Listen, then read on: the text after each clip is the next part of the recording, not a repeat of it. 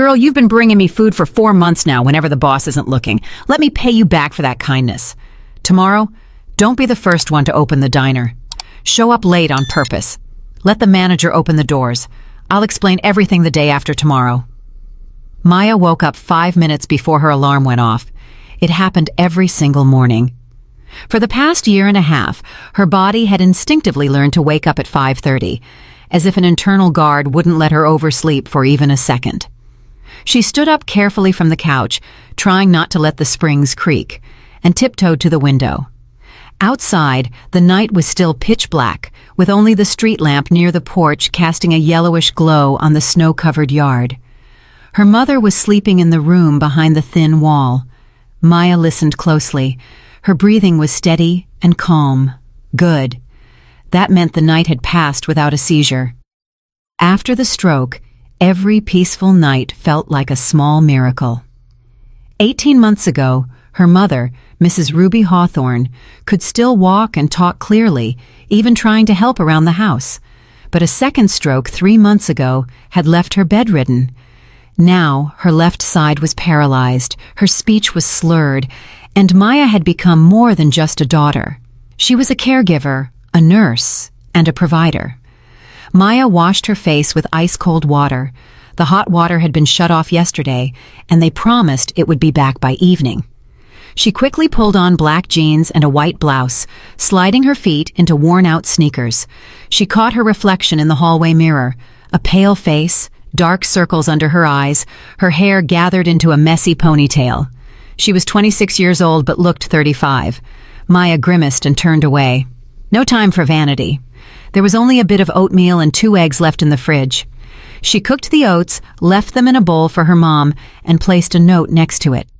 "Mama, heat this in the microwave. The pills are in the blue box. Take 2 after you eat.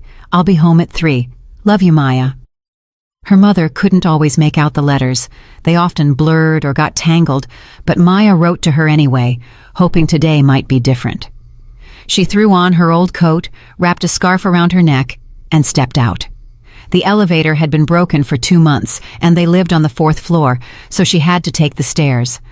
Outside, the Cleveland winter hit her hard. It was at least 5 degrees.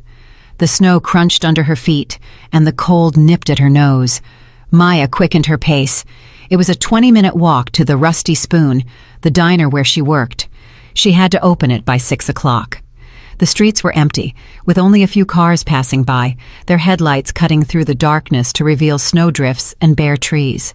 She walked the familiar route on autopilot, her mind elsewhere. She was thinking about how the boss promised her paycheck wouldn't come for another week, but her mother needed medicine tomorrow. It was a good thing she sometimes got tips. Yesterday, a man had left $5.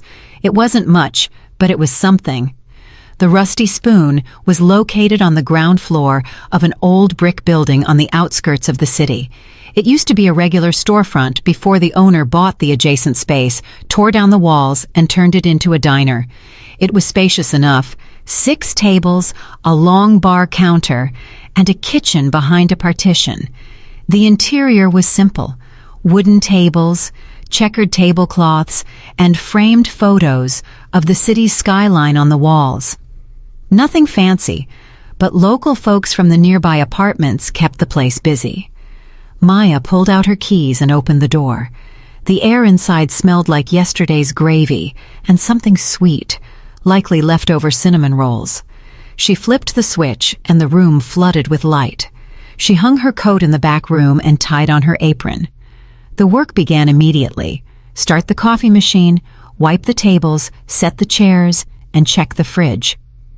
It was at least an hour of work before the 7 o'clock opening. As Maya was busy with the tables, someone tapped on the window. She jumped. Who would be here this early? She turned and saw a familiar figure. It was Silas Thorne, a homeless man who had been living in the nearby alley for the past few months. He was tall and hunched, wearing a tattered army jacket and a beanie that barely covered his graying hair. His face was weathered and red from the frost, but his eyes were sharp and clear, not bloodshot like many others on the street. There was something different about Silas, something attentive. Maya waved and pointed toward the back door. A minute later, Silas was standing at the service entrance, shivering. She quickly dashed to the kitchen, filled a plastic container with yesterday's beef stew, added 3 slices of bread, and 2 leftover muffins. The owner, Garrett Vance, strictly forbade giving away food. "It's a write-off! Everything has to be disposed of according to the rules!" he would yell. He had caught her once with a bag of scraps, but she did it anyway. She had been feeding Silas for 4 months, ever since she first saw him scavenging in the dumpster behind the diner. She cracked the door open and handed him the container. Silas took it with both hands and nodded. "Thank you, girl. God bless you." "Don't worry about it, Mr. Thorne," Maya whispered. "Eat up while it's still warm." "The Lord will reward you for your kindness," he said, always with that old-fashioned, solemn tone. Maya was embarrassed at first, but she got used to it. Silas wasn't like the others. He didn't drink, didn't swear, and carried himself with dignity. Once she asked how he ended up on the street. He simply said, "Life happens," and never spoke of it again. "You stay safe out there," Maya said. "It's freezing today. Maybe find a shelter?" "I'll find a spot, don't you worry. You take care of yourself. How's your mother?" "Same as always. She needs meds, but money is tight." Silas looked at her for a long moment, as if he wanted to say something more, but he remained silent. He nodded once more and disappeared into the shadows of the yard. Maya closed the door and returned to the front. It was 5 minutes to 7. Time to open. The first customers arrived almost immediately. Old Mr. Henderson always wanted his black coffee and a bagel. Mrs. Gable from the next street over came in for a latte and a muffin. Then came the construction crew, 6 loud, hungry men. They ordered eggs, sausage, hash browns, and coffee. Maya was a whirlwind behind the counter. In the kitchen, Mama Louise was clattering with the pans. By 9 o'clock, the morning rush was in full swing. People were stopping in for breakfast on their way to work. The diner was nearly full. Maya was running orders, clearing dirty plates, and ringing up bills on an ancient cash register. Her hands moved on autopilot, but her brain was sluggish. She hadn't slept enough again. "Hey, waitress!" a man in a leather jacket barked. "This coffee is cold. What kind of service is this?" Maya walked over and looked at the cup. The coffee had been poured 3 minutes ago. It couldn't be that cold, but there was no point in arguing. "I'll replace it right away, sir. I'm sorry." "That's more like it. Probably too busy playing on your phone to notice your customers," he muttered. She grit her teeth, took the cup, and went to the kitchen. Mama Louise glanced at her. "They being rude again?" "I'm used to it," Maya sighed. "You got more patience than me, Maya. I would have told him where he could stick that cup." "I need the paycheck," Maya replied. She poured a fresh cup and brought it back. The man didn't even say thank you. He just went back to his phone. Maya stepped toward the window and caught her breath. Outside, the snow was falling, thick and wet, sticking to the glass. She wondered where Silas was. Did he find shelter? He'd eaten the stew at least. At noon, the owner, Garrett Vance, arrived. He was a man in his 50s, large-bellied, wearing an expensive sheepskin coat and alligator skin boots. His face was red and puffy. His small eyes darted around the room looking for something to complain about. He walked up to the bar and glared at Maya. "Working hard today?" "Everything is under control, Mr. Vance. It's been busy since morning." "Yeah? Then where's the revenue?" He opened the register and flipped through the bills. "Too low. Why?" "People are just ordering breakfast specials. They aren't expensive." "Then sell them more. Push the desserts, the extra coffee. You're just standing there like a statue. I'm paying you to work, not to daydream." Maya stayed silent. Arguing with the boss was useless. He was never satisfied, always finding a reason to yell. He loved money more than anything. He counted every penny, pinched the wages, and wrote off supplies as if he were feeding an army when, in reality, half of it just spoiled and went in the trash. "And another thing," Vance said, scanning the room. "There's dust on this windowsill. See? I run my finger through it, and look. Grime. Disgusting. I pay you all this money, and you can't do the simple things? I wiped it 2 days ago." 2 days ago? What about today? Your hands fall off? You want the customers sitting in filth?" Maya swallowed her pride. He paid her $15 an hour, hardly enough to survive, and he was always behind on payments. But there was no other work. She had tried looking, calling stores and offices, even factories.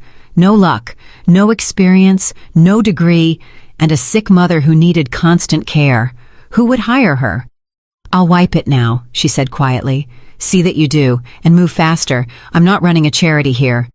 He turned and stomped into the back office. Maya clenched her fist so hard her knuckles turned white.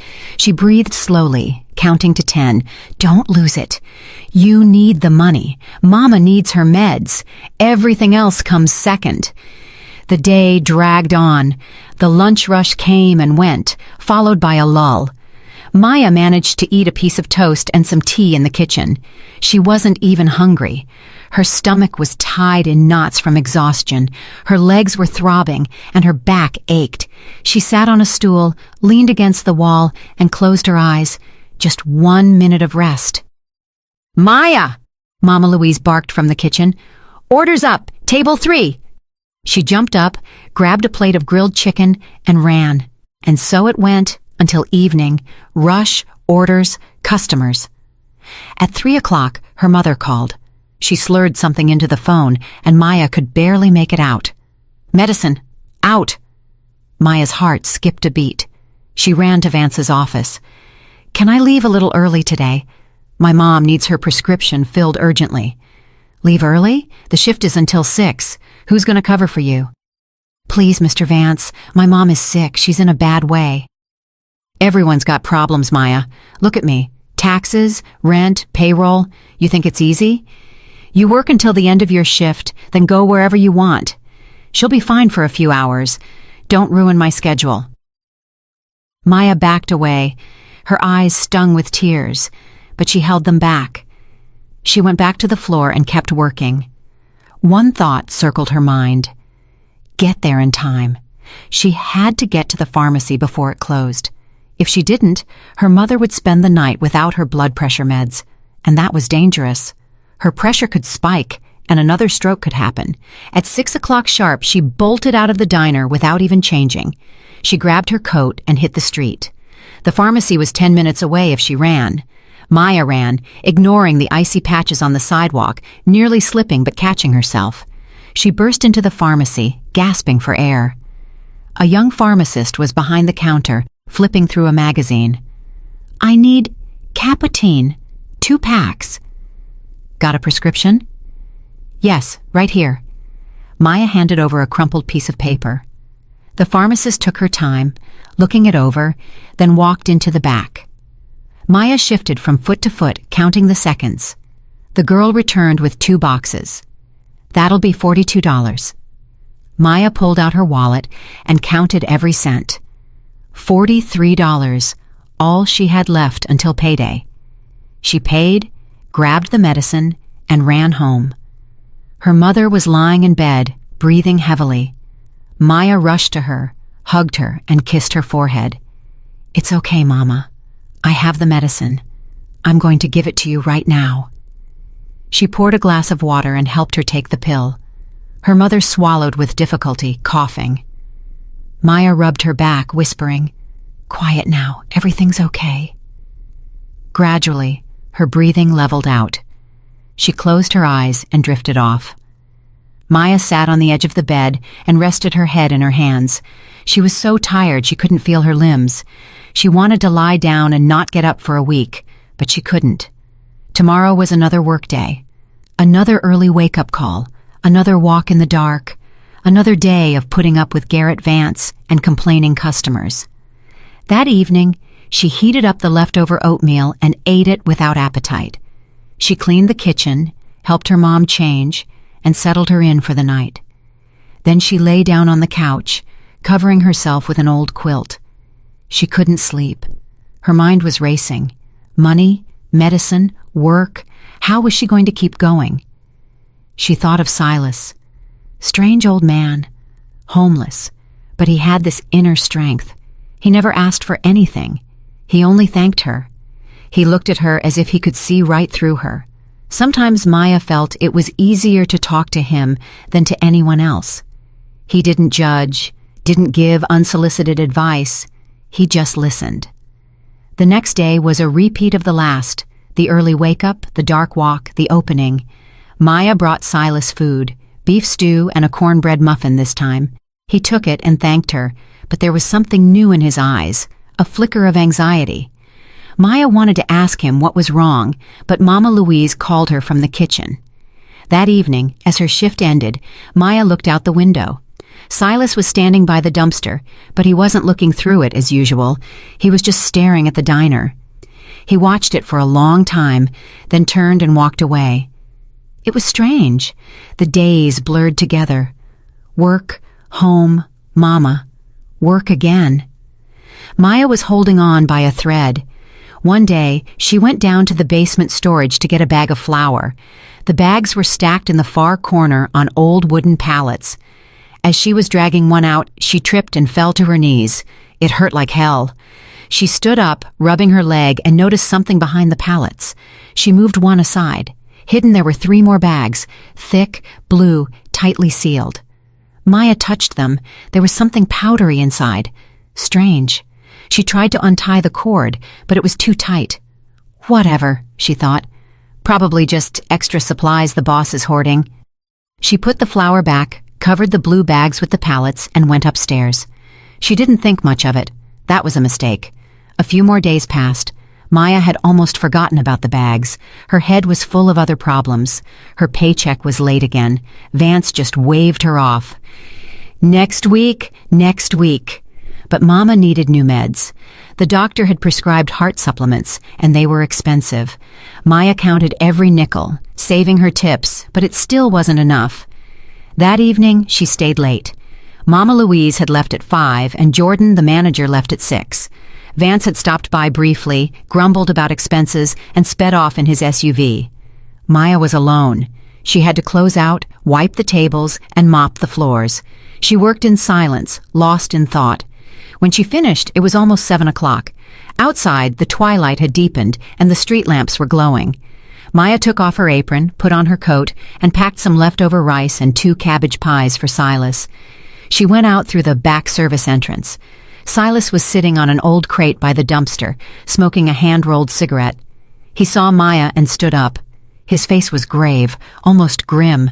He didn't smile like he usually did. He just nodded. "Here you go, Mr. Thorne," Maya said, handing him the container. "Still hot." "Thank you, girl." He took the food but didn't open it. He looked her straight in the eye. "Maya, I need to talk to you." She tensed up.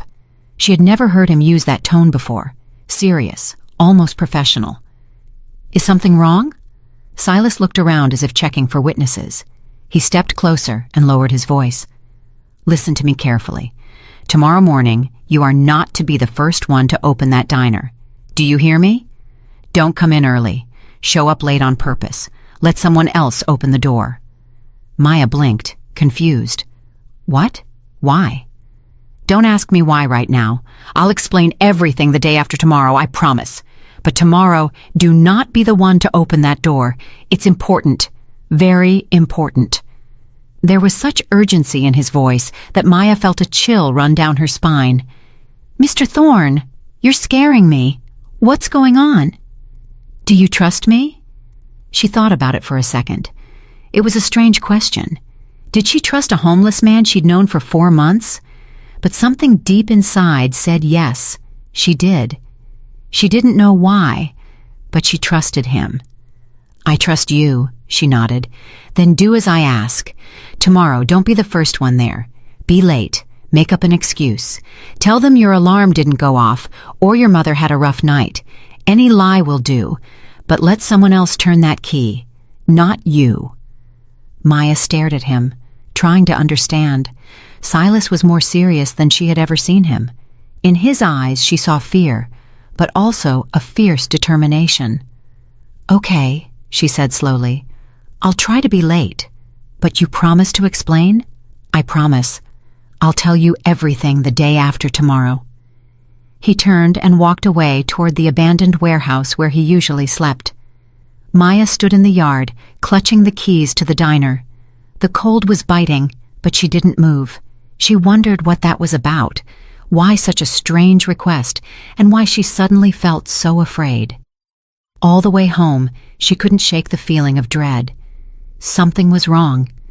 She remembered how Silas had been watching the diner lately, and she remembered those blue bags in the basement.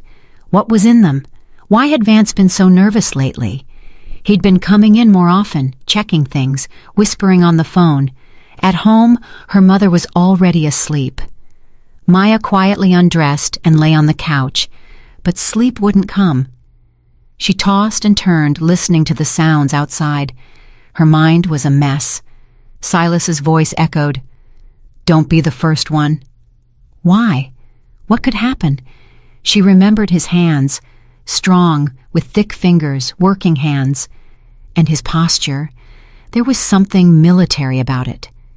His back was straight, his walk precise, despite his years on the street. Who was he? Where did he come from? Toward morning, she finally drifted off, only to be jolted awake by her alarm at 5:30. She got up, washed, and dressed. But as she was about to leave, she remembered Silas's words. She stood in the hallway, torn. On one hand, the mysterious request of an old man. On the other, her job. If she was late, Vance would throw a fit, maybe even fine her, and she desperately needed the money. But something inside whispered, "Listen to him. Trust him." Maya stood there for 2 minutes, then decisively took off her coat, lay back down on the couch, and set her alarm for 7 o'clock. She would be an hour late. Hours. Let Jordan open the place. She was the manager, and had the keys too. Maya closed her eyes, but she didn't sleep. She just lay there, counting the minutes. Her heart was pounding. Meanwhile, Silas hadn't slept for 2 nights. He was sitting in the basement of the abandoned warehouse, wrapped in an old blanket. A single candle flickered nearby. Silas watched the flame and thought. 2 nights ago, he couldn't sleep. His back was aching, and a cold was setting in. He was lying on his mattress when he heard a car door slam. Silas tensed up. No one came into this yard at 3 in the morning. He stood up and peeked out the basement window. A black SUV was idling outside. He recognized it as Garrett Vance's car. 3 men got out.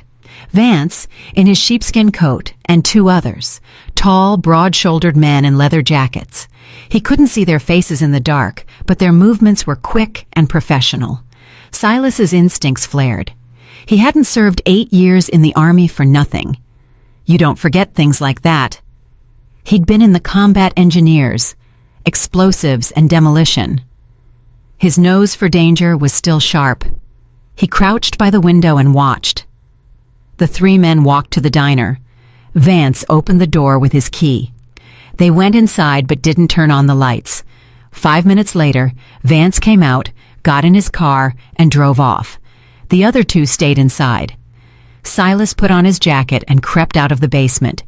He moved silently, hugging the shadows until he reached the diner. He knew there was a service door on the side. He got close. The door was slightly ajar, likely left that way so they could slip out unnoticed. Silas stood against the wall and listened. Voices drifted from inside, low but clear. "It'll trigger tomorrow morning," a deep, raspy voice said. "You sure?" the younger one asked. 100%. The device is under the threshold. Opening the front door sets it off. It won't be a massive blast, but it'll be enough.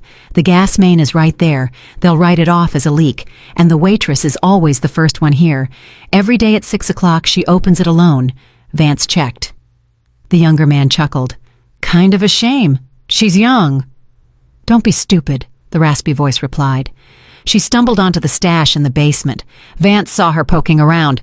"Sooner or later, she'll figure it out and talk. We don't need witnesses. This is the cleanest way. An explosion means an accident. The cops will poke around, find nothing, and close the file. We'll move the product before the real investigation starts. Clean and simple." Silas felt a chill that had nothing to do with the winter air. They were going to kill Maya. The girl who had fed him for 4 months without asking for a thing. The kind, struggling girl with the sick mother.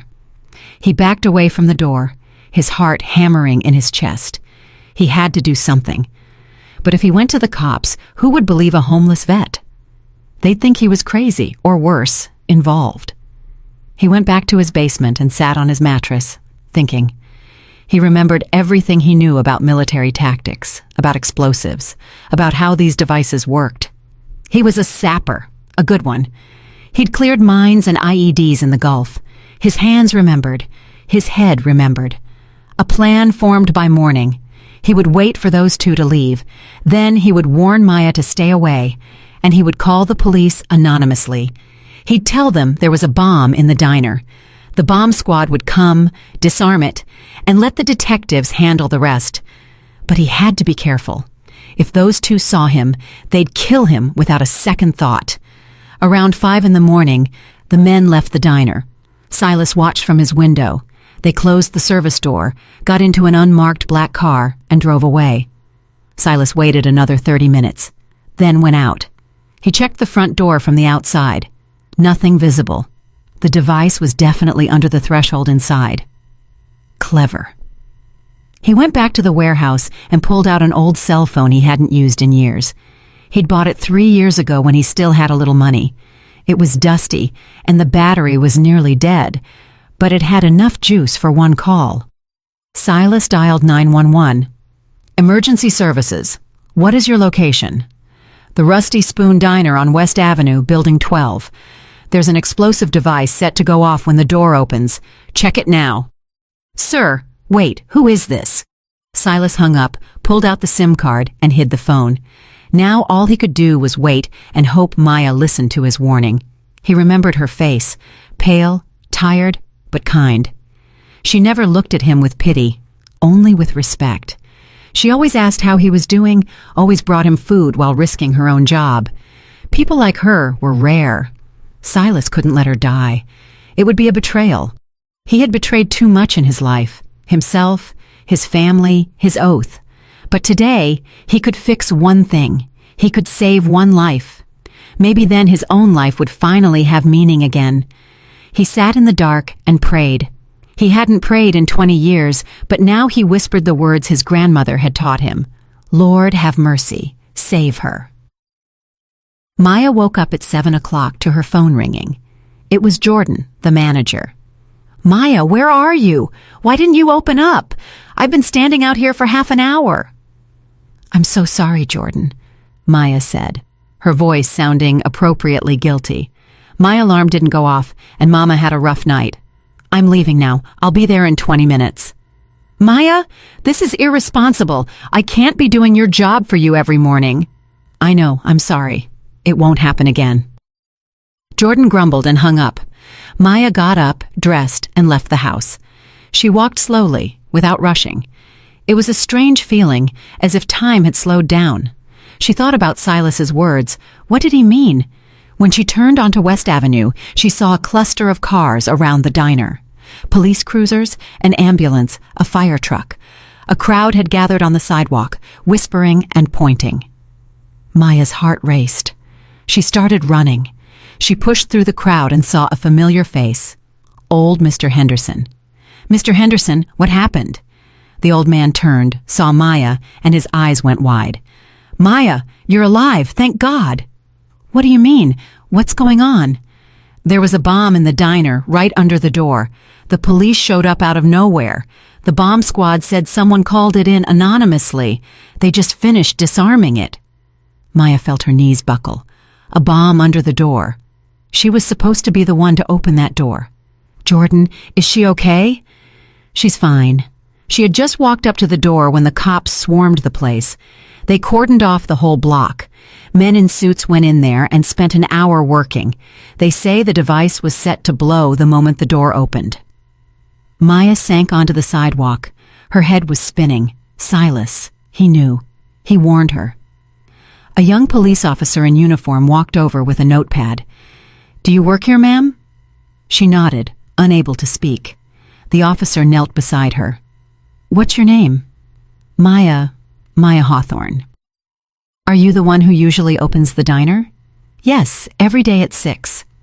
The officer wrote something down and looked at her closely. Why were you late today? Maya hesitated. Should she tell him about Silas? But what if they arrested him? What if they thought he was involved? My alarm didn't go off. I overslept. The officer narrowed his eyes, clearly skeptical, but he didn't press her. He wrote some more. "You're lucky. If you'd been on time and turned that key, you'd be in the back of that ambulance right now. Or worse, you're lucky as hell, Maya." Maya covered her face with her hands. Tears started flowing, from fear, from relief, from everything. The officer awkwardly patted her shoulder. "It's okay. You're alive. That's what matters." He stood up and went back to his colleagues. Maya stayed there, hugging her knees. Around her, the crowd buzzed, radios crackled, and the city moved on. But she could only think of one thing. Silas saved her life. He found out about the danger, and he saved her. A little while later, another car pulled up. A plain gray sedan. 2 men in plain clothes got out. One was older, in his 50s with a mustache. The other was younger, in a leather jacket. They showed their badges to the officer and spoke for a minute. The older one looked at Maya and nodded. He walked over to her. "Maya Hawthorne? I'm Detective Holloway, Major Crimes. Can I ask you a few questions?" Maya nodded. The detective pulled out a recorder. "You work at the Rusty Spoon?" "Yes, waitress." "How long?" 18 months. "The owner is Garrett Vance. How often did you interact with him?" "He came in almost every day. Checked the books, checked the register." "Did you notice anything unusual lately? Strange visitors? Conversations?" Maya thought back. She remembered how nervous Vance had been, the constant phone calls, the secret meetings in the back room. "There were some men," she said slowly. "Strangers. They'd come in after hours, through the back door. I never saw their faces clearly. They avoided the main room." "How often?" "Maybe 3 or 4 times in the last 2 weeks." Detective Holloway glanced at his partner. "Maya, have you ever been in the basement storage?" "Yes, of course. That's where we keep the flour and the dry goods." "Did you see anything out of the ordinary down there?" Maya remembered the blue bags. There were bags, behind the old pallets, big blue ones.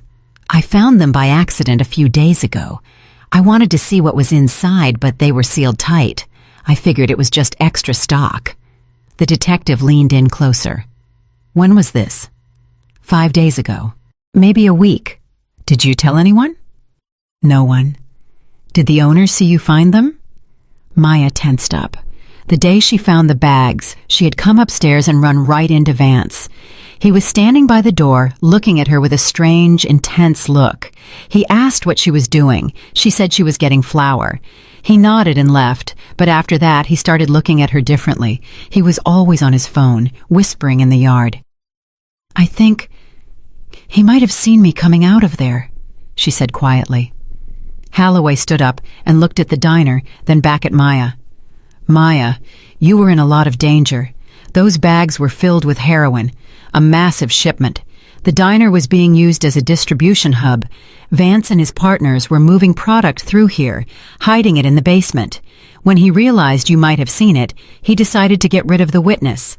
He set that bomb to look like a gas leak accident." Maya turned pale. They wanted to kill her just because she saw some bags.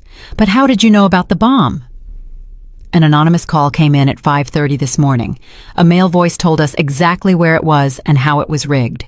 We moved fast, called in the squad, and disarmed it 10 minutes before you were supposed to be there." Silas. It was Silas. Maya had no doubt. He found out and he called. He saved her. "Do you know who called?" she asked. The detective shook his head. "Burner phone. The SIM was tossed. No way to trace it, but whoever it was, they saved your life." Maya stood up and looked around. She had to find Silas. She had to thank him, find out how he knew. She apologized to the detective, said she'd be right back, and ran to the abandoned warehouse. The basement where Silas lived was empty. The mattress, the blanket, the bags of rags, they were all there. But Silas was gone. She ran through the yard, checked behind the garages, looked by the dumpsters. Nothing. It was as if he had vanished. She went back to the diner and found Detective Holloway. "Can I ask one more thing? The caller, can you find him?" Holloway looked at her curiously. "Do you have an idea who it was?" Maya hesitated. Should she tell him? But Silas was homeless. They could blame him for anything if they knew he was watching the place. What if they thought he was an accomplice? She couldn't risk it. Silas saved her. She wouldn't betray him. No, she lied. I just wanted to say thank you. Holloway nodded. If you remember anything else, call me. He handed her a business card. What happens to the diner now? Maya asked. We're searching the place now. Once we process the drugs, Vance is going to jail for a long time. The diner will be closed until the investigation is over. And me? I'm out of a job. Holloway shrugged. I'm afraid so. But you'll be eligible for compensation. You're a victim and a key witness. The state has funds for this. Plus, if you testify, there are additional payments. Maya nodded. The job was gone, but her life was hers. That was everything. The next few hours were a blur of statements and protocols. Maya told them everything she knew about Vance, the visitors, and the bags. The investigator wrote down every word. Then Holloway took her inside the diner. He needed her to show him exactly where she found the bags. They went down to the basement. The bomb squad had finished, and the device was gone. Maya led them to the far corner and pointed at the pallets. Right there, behind those crates. The officers moved the pallets. 4 blue bags were sitting there. An officer in gloves sliced one open. White powder in clear plastic bricks spilled out. Holloway whistled. Pure heroin, at least 20 kilos. That's a life sentence right there. He pulled out his phone, made a call, and then turned to Maya. Your testimony is going to put him away for good. Thank you for your cooperation. Maya was let go around 3 in the afternoon. She walked home. She didn't have money for the bus, and she needed the walk to process everything. They had tried to kill her. To Garrett Vance, she was nothing. Just a waitress, easily replaced. Her life meant nothing to him. If it weren't for Silas, she'd be in the morgue right now or mangled in a hospital bed. She stopped in the middle of the sidewalk, leaning against a brick wall. Her hands were shaking. Only now, with the adrenaline fading, did the horror of it hit her. Tears streamed down her face. She sobbed quietly, trying not to draw attention from passers-by. Then she wiped her face with her sleeve and kept walking. Mama was waiting. She had to tell her what happened, calm her down, and figure out what came next. Her mother was in bed, watching TV. She saw Maya and tried to smile. Her left side remained frozen. "Maya," she whispered. Maya sat beside her and took her hand. "Everything's okay, Mama. I'm home." "You cry?" "No, it's just cold outside. My eyes are watering." Mrs. Ruby looked at her doubtfully but didn't push. Maya patted her hand, went to the kitchen, and heated up some soup. She fed her mother, gave her her pills, and then sat by the window, looking out at the yard. Where was Silas? Why did he disappear? Maybe he was afraid the police would find him and ask questions, or maybe he just felt his job was done. She remembered his face when he warned her, serious, even stern. His eyes were clear and sober, not the eyes of an addict, but the eyes of a soldier. Yes, that was it. A soldier. She realized then that Silas wasn't just some guy on the street. He had a story. He had a past. She decided she had to find him. She had to find him, thank him, and help him if she could. That evening, Detective Holloway called. "Maya, I wanted to let you know that we picked up Garrett Vance. He's been charged with drug trafficking and attempted murder. We're still looking for his associates, but we'll get them. Your testimony was vital. And about the compensation. You need to come to the district attorney's office to file the paperwork. You're looking at a significant sum, at least $50,000 for emotional distress and cooperation." $50,000. Maya nearly choked. That was a fortune to her. With that money, she could buy her mother's medicine for years, pay off their debts, and even save for the future. "Thank you," she whispered. "Don't thank me. You earned it." Maya hung up and sat on the couch. Her head was spinning. This morning she almost died. This afternoon she learned she was targeted for murder. And tonight she learned she was getting money that would solve almost all her problems. And it was all thanks to Silas, the man she couldn't find. The following days were busy. Maya went to offices, signed papers, and gave more statements. The investigation was moving fast. Vance was in custody, and the 2 men who rigged the bomb were caught shortly after. The whole ring was dismantled. They had been using the diner as a hub for 2 years. Maya learned that the anonymous call really did save her. The experts confirmed that the bomb was rigged to the door handle. The moment she had turned the key and pulled, it would have detonated. The blast would have been fatal. Every evening, Maya went back to that alley, checking the basement, but Silas never returned. His things were gone, the mattress, the blankets. It was like he never existed. She asked around, but no one knew where he went. She had almost given up hope when, 2 weeks later, she was walking past a bus stop and saw a familiar figure. Tall, gray-haired, wearing that same ragged jacket. Silas was sitting on the bench, staring into the distance. Maya ran to him and stopped right in front of him. He looked up, and a flash of surprise crossed his face, followed by a warm, genuine smile. "Girl," he said softly. "Mr. Thorne?" Maya was nearly crying with relief. "Where have you been? I've been looking everywhere for you. You saved my life." He stood up and put a hand on her shoulder. "Easy now. Everything's all right. You're alive. That's what matters." "How did you know about the bomb?" Silas sighed and looked around, then patted the bench. "Sit down. I'll tell you." They sat together. Silas spoke slowly, choosing his words with care. "I saw them rigging it. I heard them talking. I knew they were going to kill you.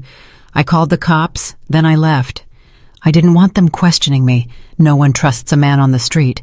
They might have thought I was in on it." "But why did you come back?" "I wanted to make sure you were okay, that it was over."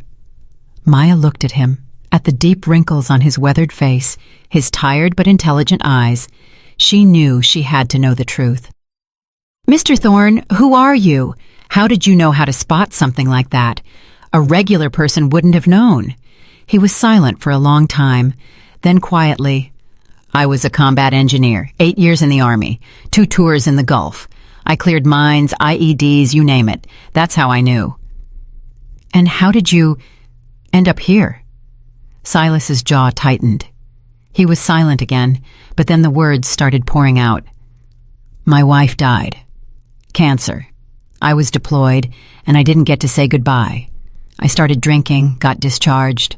My son turned his back on me, said I was a disgrace. I lost the house, drank through the savings, woke up at a Greyhound station with nothing. Been out here 4 years. Maya took his hand, old, calloused, and trembling. "You saved my life, Mr. Thorne. I am so grateful to you.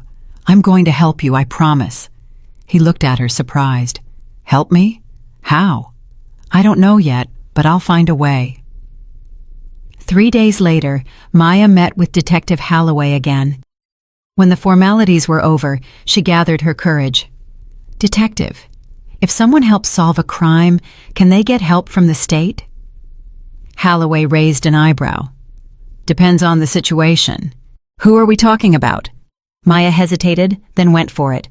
"The anonymous caller, the one who saved me. I know who he is." Holloway sat up straight. "Who?" "His name is Silas Thorne. He's a veteran, a combat engineer. He was living in the alley near the diner. He saw everything and called it in. He's the reason I'm standing here." Holloway frowned. "A veteran. That changes things. If he really helped break the case, we can get him a reward from the department. Plus, if he's a vet, there are programs, rehab, housing. I need to check his records." Maya felt a surge of hope. "Can you really help him?" "If he gives a formal statement and confirms his role, yes. Bring him in. We'll talk." Maya left the station and immediately called the number Silas had finally given her. "Mr. Thorne, it's Maya. I need to see you. It's important." He was hesitant. "I don't want trouble with the law, Maya." "Please, Mr. Thorne. You saved my life. Let me do this for you. The detective promised to help. You could have a chance at a new life." There was a long silence, then a heavy sigh. "All right, I'll come." They met an hour later at the station. Silas was in the same jacket, but he'd tried to clean up, shaved and combed his hair. Maya took his arm and led him inside. Detective Holloway met them in his office. He looked Silas over and nodded. "Take a seat. Full name?" "Silas Thorne, born 1962. Holloway took down the details, then looked up. "Maya tells me you warned her and called the tip in. Tell me exactly what happened that night." Silas spoke slowly, giving every detail. He described the SUV, the men, the conversation he overheard. He explained why he knew it was an explosive and why he called. Holloway listened intently, taking notes. When Silas finished, the detective asked, "You have your discharge papers?" Silas shook his head. "Lost them years ago. Lost everything." Holloway made a call, spoke to someone for a few minutes, gave Silas's social security number, and hung up. He looked at Silas. "We'll verify through the VA. If it checks out, we'll get your papers replaced. In the meantime, we need your official statement on the record." Silas gave his statement and signed the papers. Holloway shook his hand. "Thank you for the tip. Without that call, this girl would be dead. You're a hero." Silas looked away, embarrassed. "I just did what I had to do. Regardless, the department will reward you. There's a fund for this, at least $10,000. And since you're a veteran, I can get you into a transitional housing program and eventually a permanent VA residence. You'll have a roof, food, and medical care." Silas looked up. For the first time, hope flickered in his eyes. "Really?" "Give me a week. I'll get the paperwork in order." A week later, Holloway called Maya. He sounded pleased. "Maya, good news. Silas Thorne's record is clean. He was a highly decorated engineer, discharged for medical reasons after an injury. I've secured his placement in a veterans rehab center. In a month, he'll move into permanent housing. And his reward check for $120,000 is being processed." Maya wanted to scream with joy. "Thank you. Thank you so much." She called Silas and told him. He was quiet for a long time. Then his voice broke. "Girl, I don't know how to thank you." "You already did," she said. "You saved my life. Now it's my turn." A week after that, Maya's compensation came through. $85,000. She looked at the numbers in her bank account and couldn't believe it. She'd never seen that much money in her life. The first thing she did was buy her mother 6 months' worth of medicine.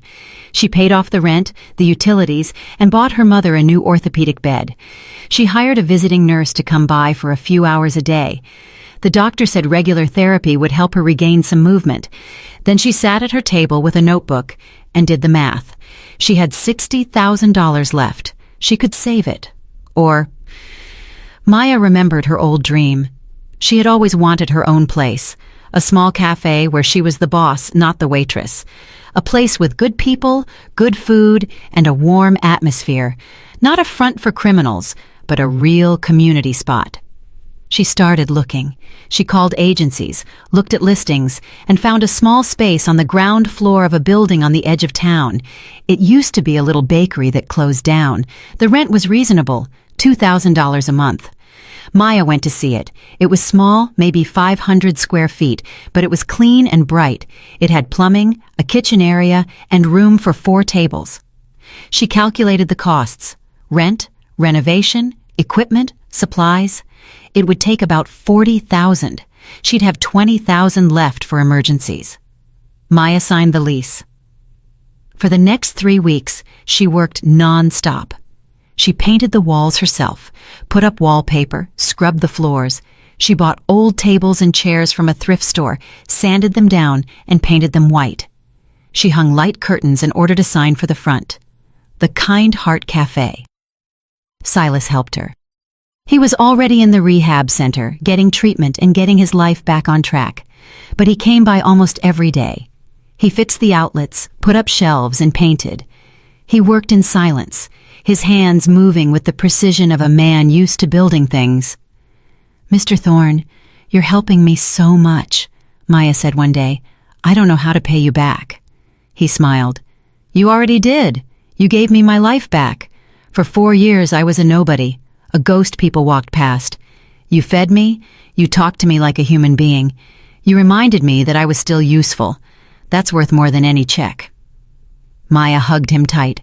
He patted her back, then went back to work. A month later, the cafe opened. It was quiet and humble. Maya baked cornbread, made stew, prepared salads, and set the tables. She lit small candles and put a sign on the door. Grand opening, first 10 customers eat for free. The first to walk in was old Mr. Henderson.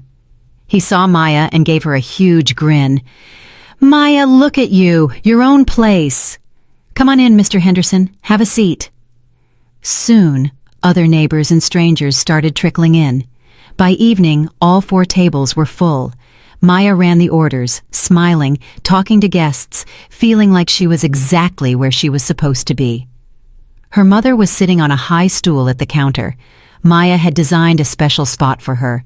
She couldn't move much, but she could take orders and ring up sales on a simple iPad system. She tried so hard, and though her speech was still a bit slow, the customers were patient and kind. Some even came just to chat with her, older women from the neighborhood who knew about her illness and wanted to offer support. Business was slow at first. The first few months were tough, and the money barely covered the food and the rent. Maya was up at 5, buying produce at the market, cooking, serving, and cleaning. She'd collapse at night, exhausted, but she was happy. It was her place. She didn't have to answer to anyone. Gradually, regulars started appearing. People talked about the cafe, how the food was delicious, the prices were fair, and the owner was kind. The revenue grew. After 3 months, Maya was finally able to start saving a little. One day, a young man walked in. He was in his 30s, wearing a clean shirt and jeans, carrying a box of samples. He introduced himself as Elias Penrose, a local produce supplier. "I can offer you top-quality fruits and vegetables at a fair price," he said. Maya looked at the samples. The tomatoes were deep red and ripe. The cucumbers were crisp, the apples fragrant and clear. "Where's this from?" "Local farms. I go out and pick them myself. No chemicals, all natural." "And the prices?" Elias told her. Maya did the math. It was cheaper than the market, and the quality was far better. "All right, let's give it a try." That was the start of their partnership. Elias brought fresh produce twice a week. Maya was impressed. They started talking more. Elias was an interesting man. He talked about the farmers he worked with and his dreams for his business. He had a small outfit, 2 trucks and a few contracts with local eateries, but he wanted to expand, to open a chain of eco-friendly markets. Maya listened and asked questions. She liked the way he talked, with passion, with fire in his eyes. He wasn't just in it for the money.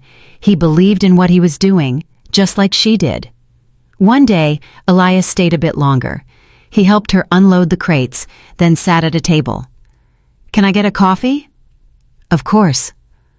Maya poured him a cup and set it down. "You want to sit for a minute?" She hesitated. She had a lot of work, but something told her to sit. Elias took a sip and looked at her. "Always wanted your own place?" "Always. But I didn't think it would happen." "How did it happen?"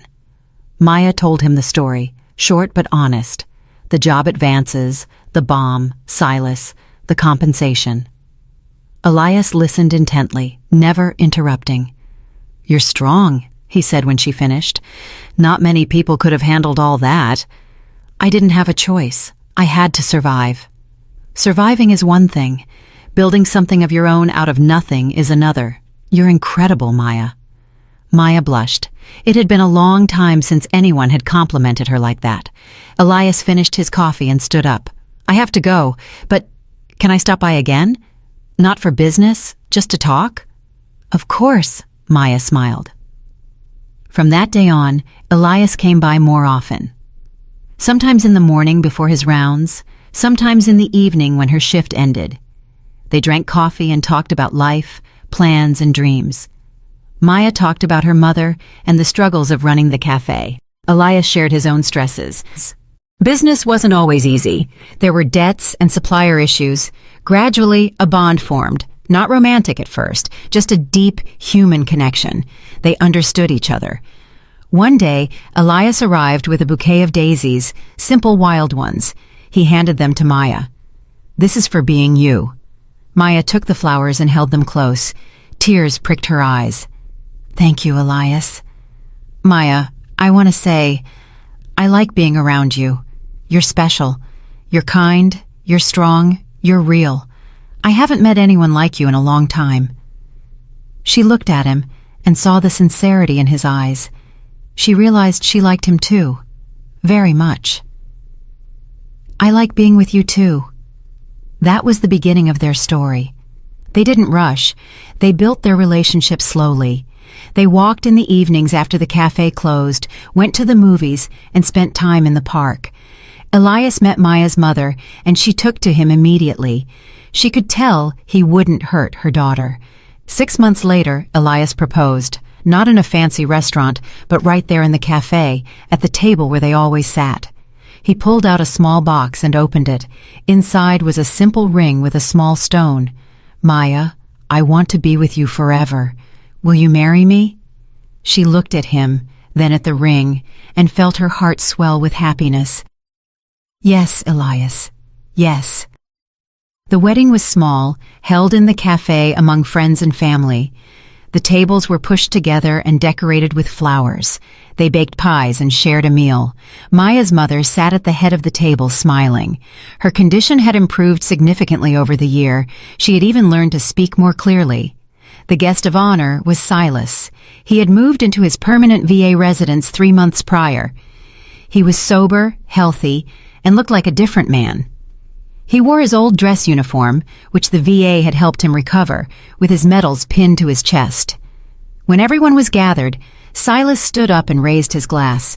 The room went quiet. "I want to say a few words," he began. His voice was steady and strong.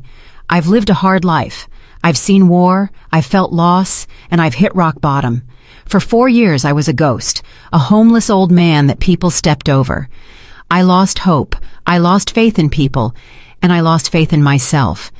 And then one day, a girl who was barely making it herself started bringing me food, not out of pity, but out of kindness. She talked to me like a man. She didn't walk past, and when trouble came, I realized I couldn't let her die. This girl gave me back my dignity, and I saved her life. We saved each other." He paused, swallowing hard. There were tears in his eyes. "Maya, Elias, I wish you nothing but happiness. Take care of each other, and remember, kindness always comes back. It always finds its way home." The guests cheered and clapped. Maya walked over to Silas and hugged him tight. He patted her head and whispered, "Be happy, girl." After the wedding, life settled into a beautiful rhythm. Maya and Elias rented a 2-bedroom apartment nearby, and Mrs. Ruby moved in with them.